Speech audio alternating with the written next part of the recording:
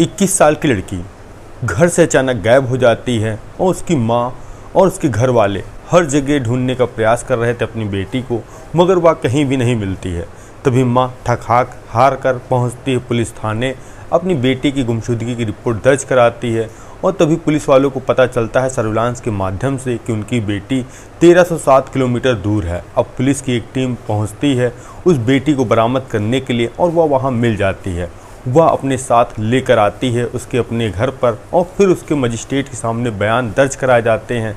तभी वह लड़की कुछ ऐसा बयान देती है और आरोप लगाती है कि जो दरोगा उसको बरामद करने के लिए गया था वह 1307 किलोमीटर तक उसके साथ ऐसा वेटेज किया है जिसकी वह कल्पना भी नहीं कर सकती। पहले तो मजिस्ट्रेट को भरोसा नहीं हो रहा था, मगर उस लड़की ने कहा जो मेरे साथ पुलिस वाले थे, जो महिला सुरक्षाकर्मी थी, आप उनसे पूछ लीजिए।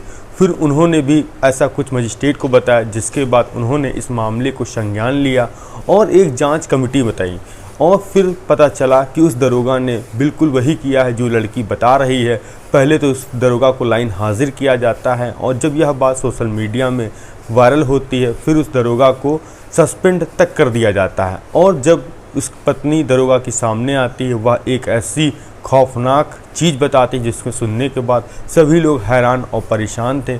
आखिर उस दरोगा ने ऐसा लड़की के साथ क्या किया जो वह अब जेल भी जाने वाला है। आइए इस वीडियो को विस्तार से जानते हैं। आप सभी दोस्तों को नमस्कार, मेरा नाम रवि है। अगर आप हमारे चैनल पर नए हों सब्सक्राइब बेल आइकन जरूर दबाएं। यह सच्ची घटना चालू होती है उत्तर प्रदेश का ज़िला है कानपुर और उसी के अंतर्गत एक थाना है रेल बाज़ार और उसी के पास एक इलाका है जिसका नाम है फैतफुलगंज। और यहीं पर एक विधवा महिला रहती थी जिसके 3 बेटे 2 बेटियां और जिसका पति था 5 साल पहले उसकी मौत हो गई थी। सब कुछ ज़िंदगी सामान से चल रही थी, सब कुछ ठीक ठाक चल रही थी। जो उसके बेटे थे वह अपना काम धंधा करते थे और वह महिला घर पर रहती थी और जो उसकी बेटियां थी उसका हाथ बटाती थी। तभी एक तारीख आती है 22 सितंबर 2024 और जो छोटी बेटी जिसकी उम्र 21 साल वह अपनी माँ से कहती है, माँ दिवाली आने वाली है, क्या मैं कुछ शॉपिंग बाज़ार से कर रहा हूँ। माँ कहती ठीक है चली जाओ और जल्दी घर आ जाना। अब जो छोटी बेटी 21 साल की थी वह निकलती है 2 बजे बाज़ार जाने के लिए और शाम के करीब 6 बज चुके थे, अभी तक वह घर लौटकर आई नहीं थी। अब माँ अपनी बेटी का फ़ोन मिलाती है, उसका फ़ोन बज रहा था मगर उठ नहीं रहा था। अब धीरे धीरे रात के 9 बज जाते हैं और तभी उनके जो भाई थे वह भी काम धंधे से लौटते हैं। वह माँ बताती है कि तुम्हारी बहन अभी घर लौट कर नहीं आई है, वह बाज़ार गई थी। अब भाई भी परेशान थे, हैरान थे। वह आसपास के लोगों से पता करने की कोशिश करते हैं कि आखिर उनकी बहन कहीं हो तो किसी से पता चले। और जो रिश्तेदारी में भी फ़ोन मिलाकर पूछते हैं, ऐसा तो नहीं कहीं चली गई हो, मगर कहीं पे कोई खबर नहीं मिलती है। अब धीरे धीरे रात गुजरती है और दिन आता है और दूसरी तारीख आती है 23 सितंबर। तभी वह माँ पहुँचती है जो वहाँ का रेल बाज़ार थाना है और कहती है साहब मेरी बेटी कल दोपहर से लापता है और वह मार्केट बताकर गई थी, अभी तक घर लौटकर नहीं आई। पुलिस वाले उसकी कंप्लेन लिख लेते हैं और कहते हैं जाइए, जब वह मिलेगी तो आपको इन्फॉर्मेशन कर दिया जाएगा।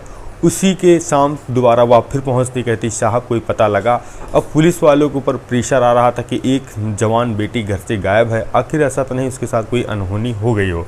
तभी जो वहाँ के इंचार्ज थे वह जांच देते हैं फैतफुलगंज के चौकी इंचार्ज को, जिनका नाम था गाजिन सिंह, और उनसे कहा जाता है कि इनकी 21 साल की बेटी घर से गायब है और उसको जल्द से जल्द ढूंढिए और कोई भी इंफॉर्मेशन मिले और वो हेडक्वार्टर में दीजिए। अब गाजिन सिंह थे वह उस माँ से मिलते हैं और उसके फ़ोटो लेते हैं। फ़ोटो लेने के साथ साथ अपने कुछ पुलिसकर्मी अपने साथ रखते हैं और पूरा अब यह जुम्मा उठा चुके थे उस लड़की को बरामद करने का। अब वह उस मोबाइल नंबर लड़की का लेते हैं, उसको सर्विलांस पे लगाते हैं और पता करने की कोशिश करते हैं वह लड़की किन किन लोगों से बात करती है और ऐसा तो नहीं किसी ने उसको फ़ोन कर बुलाया हो और वह उसको साथ में लेकर चला गया हो। अब गाजिन सिंह जो थी सर्विलांस के माध्यम से पता करने की कोशिश करते हैं वह लड़की है कहाँ। तभी पता चलता है वह लड़की की लोकेशन मिली है महाराष्ट्र की राजधानी मुंबई और उसी के पास एक थाना है मांडवी, वहीं पर उसकी लोकेशन है। और फिर एक तारीख आती है 7 अक्टूबर 2024। गाजिन सिंह अपने साथ 2 सिपाही लेते हैं और 2 महिला सिपाही और उस लड़की के भाई को फ़ोन करके कहते हैं आप आ जाइए, आपकी बहन मिल चुकी है और उसी को लेने जा रहे हैं। अब उसका भाई पहुंचता है उस चौकी इंचार्ज के पास और एक गाड़ी तैयार होती जिसमें सब 4 से 5 लोग बैठ जाते हैं, निकलते हैं मुंबई के लिए।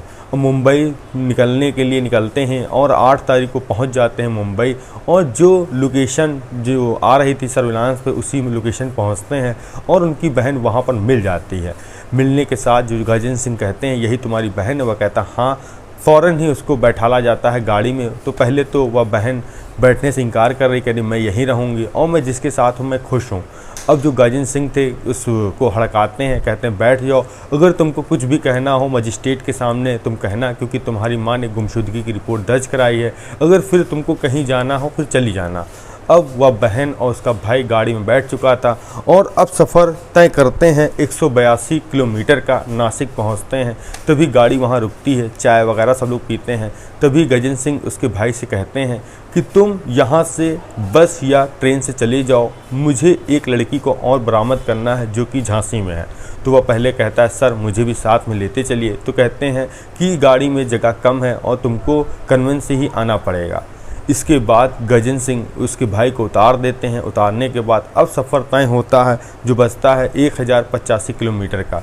इसके बाद वो गजेंद्र सिंह उस लड़की को देखते हैं। देखने के बाद वह कमेंट करते हैं और उसके बगल में ही गजेंद्र सिंह बैठे थे और पूछते हैं कि तुम यहाँ क्यों आई थी और आखिर यहाँ क्या कर रही थी। और वह तरह तरह से उस लड़की को बैठेज कर रहे थे, हर जगह छूने का प्रयास कर रहे थे, जिससे वह लड़की घबरा रही थी और उधर देख भी नहीं रही थी। तभी जो वहाँ पे गाड़ी में बैठे जो पुलिस के जो गार्ड थे और जो महिला पुलिसकर्मी थी, वह कहते हैं सर आप ये क्या कर रहे हैं, हम लोगों ने तो एक जुम्मा उठाया था उस लड़की को बरामद करने का, आप ही उसके साथ बैठेज कर रहे हैं, ये गलत है। तभी गजेंद्र सिंह अपने जो जूनियर थे उनको हड़काते हैं, कहते हैं तुम लोग शांत रहो, जैसा मैं कर रहा हूँ वैसा होने दो। अब यह कई घंटों तक सफ़र पूरा होता है, कानपुर पहुंचते हैं। उसके बाद लड़की के मजिस्ट्रेट के सामने बयान दर्ज कराए जाते हैं। लड़की कहती है कि मेरे ही मोहल्ले वाले रहने का एक लड़का है जिससे मैं प्रेम प्रसंग करती हूं और मेरे घर वाले शादी के खिलाफ थे, इसीलिए हम लोगों ने फैसला किया घर से भाग जाने का और हम लोग अब मंदिर में शादी कर चुके हैं, कोर्ट मैरिज भी कर चुके हैं, अब मैं उसी लड़के के साथ रहना चाहती हूँ। और तभी जो मजिस्ट्रेट कहते हैं ठीक है जैसी तुम्हारी मर्जी। तभी लड़की कहती सर एक बात मुझे और बतानी है क्योंकि मेरे साथ बहुत गलत हुआ। मजिस्ट्रेट कहते हैं क्या हुआ। कहते हैं जो थाना इंचार्ज हैं वो गजेंद्र सिंह जो मुझे 1307 किलोमीटर दूर से लेकर आए हैं, उन्होंने मेरे साथ ऐसा कुछ किया है जिससे मैं कुछ कह नहीं सकती। उन्होंने मेरे शरीर में हर एक हिस्से को छुआ है और मेरे साथ अश्लील बातें की हैं।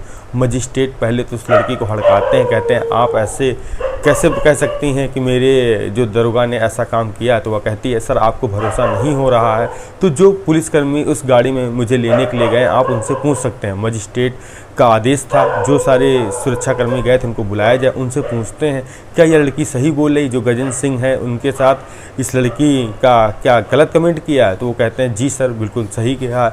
तो मजिस्ट्रेट अपनी जांच बैठालते हैं, कहते हैं अगर वह दरोगा इसमें दोषी पाया जाएगा उसके ऊपर कार्रवाई होगी।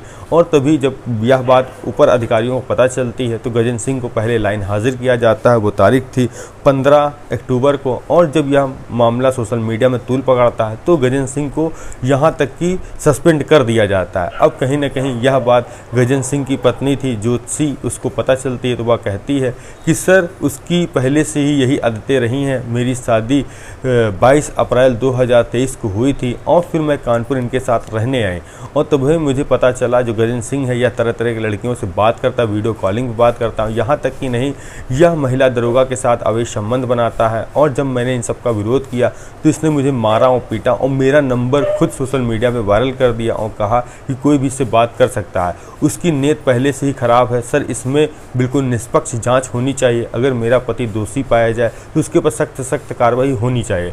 अब यह बात पूरे उत्तर प्रदेश में फैल जाती है, हर तरफ हर टीवी मीडिया के माध्यम से पता चलता है कि एक दरोगा जो लड़की को बरामद करने गया उसने ही लड़की के साथ ऐसी दरिंदगी की। बाहर आप क्या सोच सकते हैं। इस कहानी से हमें सीख यही मिलती है कि अगर कानून का कोई रक्षक है तो वह भक्षक ना बने। और हम मिलते हैं नई कहानी नई शुरुआत के साथ। जय हिंद जय भारत।